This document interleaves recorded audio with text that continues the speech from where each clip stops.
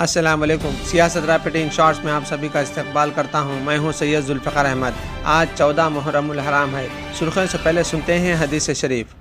हज़रत अबू हुरैरा रज़ी अल्लाह ताला अन्हु से रिवायत है, रसूलुल्लाह सल्लल्लाहु अलैहि वसल्लम ने फरमाया, जो अल्लाह की राह में मारा गया वो शहीद है। जिसने ताऊन की वबा पर सब्र किया और ताऊन से मर गया वो शहीद है। और अब सियासत रैपिड इन शॉर्ट्स। रियासत तेलंगाना के मुत्तहिदा ज़िला नलगुंडा में ट्रैवल्स की बस सड़क पर रुकी हुई लारी से टकरा गई। इसी हादसे में 3 मुसाफिर हलाक और करीब 15 ज़ख्मी हो गए। फौरी मिली इत्तला के मुताबिक ओंगोल से हैदराबाद जाने वाली बस चंतापल्ली हाईवे पर हादसे का शिकार हो गई। मरने वालों की शनाख्त मल्लिकार्जुन नागेश्वर राव और विजय राव के तौर पर की गई है। इनका ताल्लुक़ प्रकाशम और गुंटूर से बताया गया है। ज़ख्मियों को इलाज के लिए मरियालगुड़ा के हस्पताल मुंतकिल किया गया। पुलिस हादसे की तहक़ीक़ात कर रही है। हैदराबाद सेंट्रल यूनिवर्सिटी HCU में एक PG की तालिबा ने ख़ुदकुशी कर ली। इसने अपने हॉस्टल के रूम में फांसी लेकर ख़ुदकुशी कर ली। मरने वाली की शनाख्त पेद्दापल्ली ज़िले के श्री रामपुर के मानिका के तौर पर हुई है। गच्चीपोली पुलिस ने मुकदमा दर्ज कर लिया है और वाक़े की तहक़ीक़ात कर रही है। ख़ुदकुशी की वजूहात मालूम नहीं हो सकी।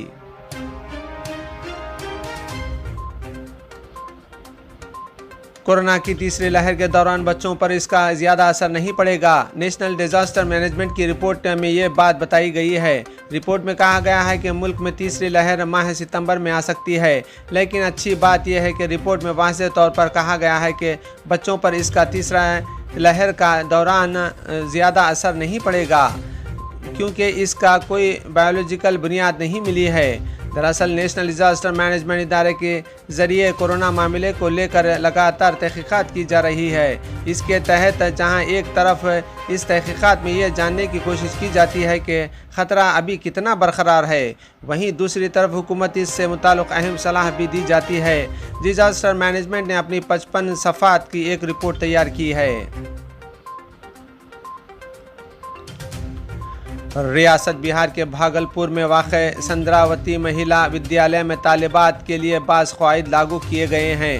तालिबात को यह हिदायत दी गई है कि वो अपने बालों की चोटी बनाकर कॉलेज आएँ। इसके साथ ही साथ इनके लिए ड्रेस कोड लाजमी करार दिया गया है और अहाते कॉलेज में सेल्फी पर पाबंदी लगा दी गई है। कॉलेज के प्रिंसिपल ने वाज़ेह किया है कि खुले बाल रखकर कॉलेज आने वाली तालिबात को कॉलेज में दाखिल होने की इजाज़त नहीं रहेगी।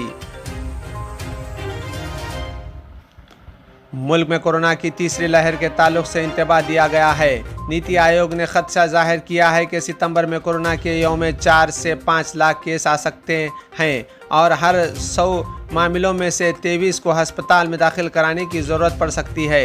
नीति आयोग ने कहा है कि ऐसे में पहले से ही 2 लाख ICU बेड तैयार रखने की ज़रूरत है। ज़राए के मुताबिक नीति आयोग ने कोरोना की दूसरी लहर के बाद बड़ी तादाद में हॉस्पिटल्स में कोविड बेड अलग रखने की सिफारिश की है। नीति आयोग का कहना है कि ख़राब हालात से निपटने के लिए पहले से तैयार रहना होगा। सितंबर तक 2 लाख ICU बेड तैयार किए जाने चाहिए। इसके अलावा 1 लाख से ज़्यादा वेंटिलेटर वाले ICU बेड, 7 लाख ऑक्सीजन वाले बेड और 10 lakh Covid isolation care bed होने चाहिए। महाराष्ट्र में बीजेपी लीडर नारायण राणे पर गिरफ्तारी की तलवार लटक रही है। कोरोना के दौर में अहकामात की खिलाफ वर्जी करके तिरंगा यात्रा निकालने वाले नारायण राणे की गिरफ्तारी का हुक्म नासिक के पुलिस कमिश्नर ने जारी किया है। इसके लिए DCP सतह के अफसरा को ये जिम्मेदारी सौंपी गई है। अमेरिका ने अफगानिस्तान के दारुल हुकूमत काबुल से पीर के रोज़ 10,900 मजीद अफराद को निकाल कर महफूज मुकामात पर पहुँचाया। वाइट हाउस के एक ओहदेदार ने यह इत्तला फराहम की। अमेरिका की जानिब से तालिबान से इन लोगों को ख़तरे के पेश नज़र इनखला के अमल को तेज़ कर दिया गया है।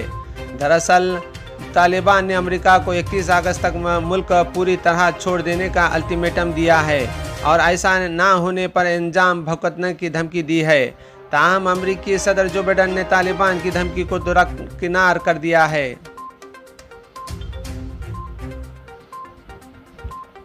कनाडा के वज़ीर आज़म जस्टिन ट्रूडो ने कहा है कि कनाडा मंगलयान आज G7 ममालिक के इजलास के दौरान दहशतगर्द गिरोह तालिबान पर पाबंदी की तजवीज़ की हिमायत करेगा। बरतानिया मुबैना तौर पर G7 इजलास के दौरान तालिबान और इजाफी पाबंदियों आयद करने पर जोर देगा। तालिबान ने 15 अगस्त को अफगानिस्तान के दारुल हुकूमत काबुल पर कब्जा कर लिया था और दुनिया की तरक्की याफ्ता मईशतें मंगल को वहाँ की सूरत हाल पर बातचीत के लिए मीटिंग कर रही हैं।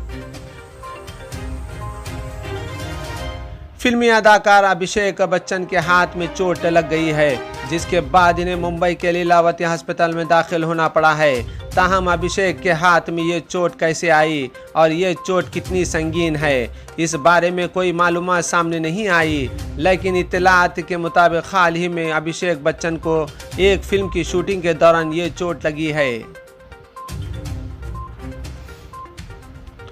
बॉलीवुड अदाकारा ईशा गुप्ता ड्रामा सीरीज आश्रम 2 में बॉबी देओल के साथ काम करते हुए नजर आ सकती हैं। प्रकाश झा की क्राइम ड्रामा सीरीज आश्रम 2 में बॉबी देओल के प्रचारक का किरदार अदा करेंगी, जो समाज के पसमानदा तबकात के मसीहा के तौर पर इनकी शबीहा बनाने में इनकी मदद करेगी। बताया जा रहा है कि फिल्म आश्रम 2 की शूटिंग 10 सितंबर को जयपुर में शुरू होने वाली है, जिसके बाद टीम भोपाल रवाना होगी, जहां शूटिंग नवंबर के पहले हफ्ते तक मुतवक्के है।